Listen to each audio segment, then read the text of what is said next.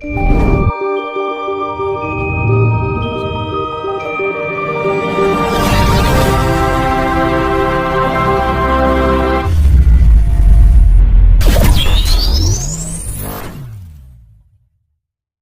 airnya juga sedikit nih manusia. Kalau bumi kan ya samudra atau sungai itu, Iya. skalanya besar.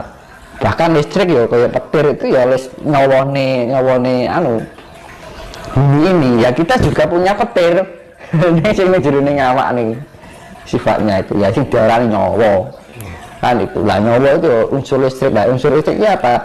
Karena ada pergerakan 4 unsur alam ini, maka terciptalah energi kelistrikan. Nah, karena apa? Di dalam 4 unsur alam ini terjadi energi magnet. Kan ada pergerakan magnet itu, maka terciptanya energi listrik. Sebaliknya, ketika ada energi listrik juga bisa menciptakan energi magnetik. Makanya dinamo kalau Mas, dinamo diputarkan akan menghasilkan listrik, Pak. Iya. Nah, ada lagi listrik dipertemukan bisa menimbulkan magnetik. Waduh, itu sebenarnya sistem kelistrikan magnetika itu juga sama di dalam proses di dalam diri kita, cuman sifatnya biotik dan abiotik. Ya, kalau dinamo kan abiotik sifatnya, benda non tidak hidup kan. Kalau kita kan benda hidup. Iya. Biotik sifatnya biotik kan. Tadi tentang itu Mas, peradaban, perubahan, kehidupan baru. Jadi ini saya beri kuncinya ya. Iya. Untuk kita bisa terpantaskan di peradaban baru itu, kita nggak usah muluk-muluk terlalu jauh dulu. Kita ke internal dulu aja. Dan kalau urusan eksternal nanti sudah ada yang mengatur kok semuanya. Alam nggak mengatur. Nah, kuncinya ini, yaitu tadi yang saya bilang, ojo nanding sariro. Dalam arti jangan suka membanding-bandingkan, itu sifatnya satu yang kita hindari. Nah, sifat membanding-bandingkan entah itu benar atau salah, entah itu bawah atau tinggi atas, ya kan. Jadi karena sifat yang membanding-bandingkan itu adalah lepas dari konsep yang namanya kedamaian. Yang itu, karena kita harus bisa memantaskan atau menyawarnakan apa hakikat dari kedamaian itu sendiri. Dan itu jenenge zaman kedamaian, namanya aja zaman kedamaian kan, penuh dengan kasih sayang. Berarti kan kita tidak boleh membanding-bandingkan antara ras satu dan ras yang lain, ya kan, antara bangsa satu dengan bangsa yang lain, antara makhluk satu dengan makhluk yang lain, ya kan. Sifatnya kesetaraan yang diartikan hanemayu hayuning sasono. Kita lebih menghargai sesama, bahwa kita semua adalah bagian satu kesatuan dari ciptaan Tuhan kan gitu. Kita sama-sama ciptaan Tuhan yang harusnya saling menghargai. Itu yang makanya, yaitu satu adalah kuncinya ojo nanding sariro, jangan membanding-bandingkan. Nah itu. Terus kunci yang kedua, ojo ngukur sariro, jangan suka mengukur. Dalam arti aku segini, kamu segitu, dia segitu, dia itu jangan.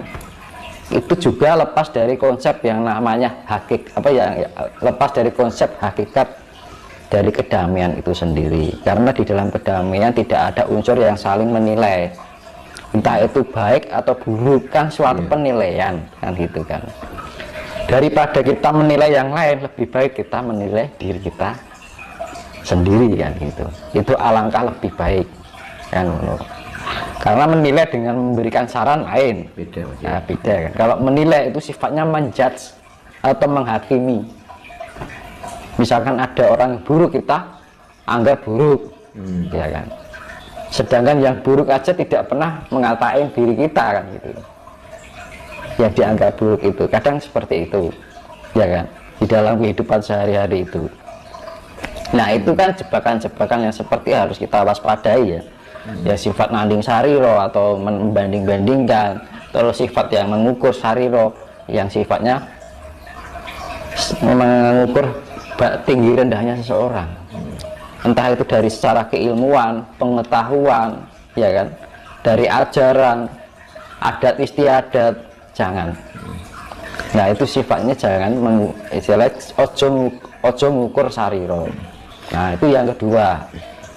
Terus yang ketiga, harus mempunyai sifat tepo sariro. Tepo sariro itu kita lebih bisa memahami yang dari luar dari kita, yaitu entah itu pada hewan, entah itu pada tumbuhan, entah itu pada manusia, ya kan. Itu sifatnya Hamamayu Hayuning Sasomo juga, ya. Kita lebih menghargai, menghormati makhluk lain, entah itu tumbuhan, entah itu hewan, apalagi sesama manusia, gitu kan. Kita lebih mempunyai sifat pri-kemanusiawian. Nah ya kan, tapi yang terjadi sekarang kan udah kehilangan itu semua. Lah kok ibaratnya, lah kok orang saudara sendiri banyak kena gitu kan. Saudara makan saudara, teman makan teman, ya kan. Nah makanya untuk bisa terpantaskan di peradaban baru, kuncinya yang ketiga itu tadi adalah tepo sariro. Kita menghargai dan menghormati, memahami orang lain. Nah, itu yang keempat, mawas diri. Itu lebih condong pada Hamamayu Hayuning diri. Kita lebih bisa mengolah diri, menganalisa diri, mempelajari segala apa yang ada di dalam diri kita, kekurangan kita apa, ya kan, yang sifatnya lebih ke introspeksi. Nah jadi lebih baik kita menilai diri kita sendiri daripada kita menilai orang lain.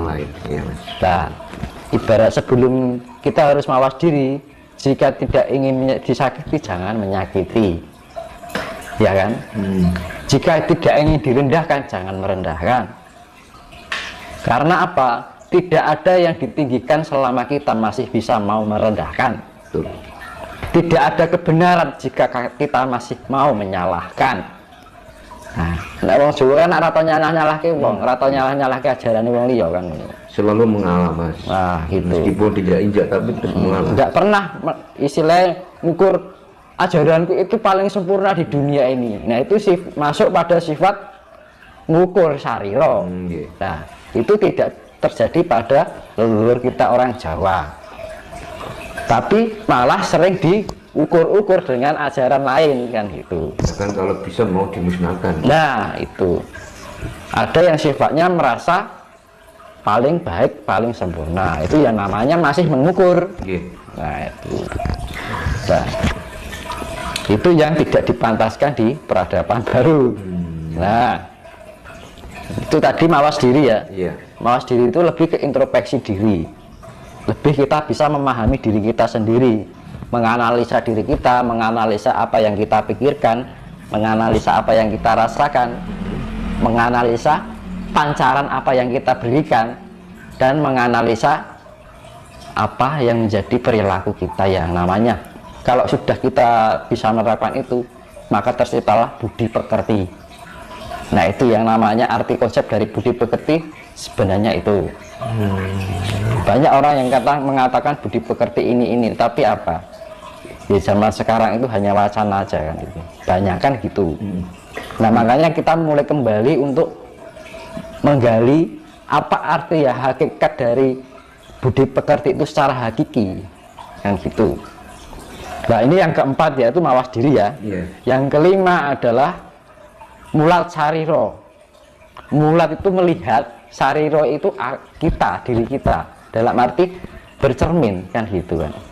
Nah, kalau kita sudah bisa mulat sariro, berarti kita kalau kita sudah menjalankan yang empat tadi, yang pertama adalah jangan ojo nanding sariro, tidak membanding-bandingkan orang lain, ya kan, dengan yang lain. Terus kedua, tidak ojo ngukur sariro, orang ngukur sijilan liane, tidak membanding-bandingkan antara satu dengan yang lain.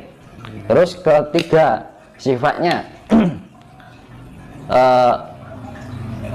tapo sariro, kita lebih bisa memahami yang lain, ya kan. Mawas diri, kita lebih bisa memahami atau menganalisa diri kita sendiri. yang sifatnya introspeksi. Nah, kalau 4 ini sudah dijalankan, maka akan ketemu adalah mulat sariro. Kita bisa lebih memahami jati diri kita sendiri. Nah, di situ ketika kita menemukan jati diri kita sendiri, itu adalah gerbang pintu menuju yang namanya kita bisa menemukan hakikat dari ketuhanan itu sendiri. Oh gitu ya. Nah itu jadi jangan harap bisa bertemu, istilahnya jangan harap bisa mengenal Tuhan jika tidak bisa mengenal jati diri kita sendiri. Jika ada orang yang mengaku sudah dekat dengan Tuhan, dekat dengan yang sifat istilah nama apa lain yang diibaratkan dari nama lain dari Tuhan, tapi tidak bisa mengenal jati dirinya, itu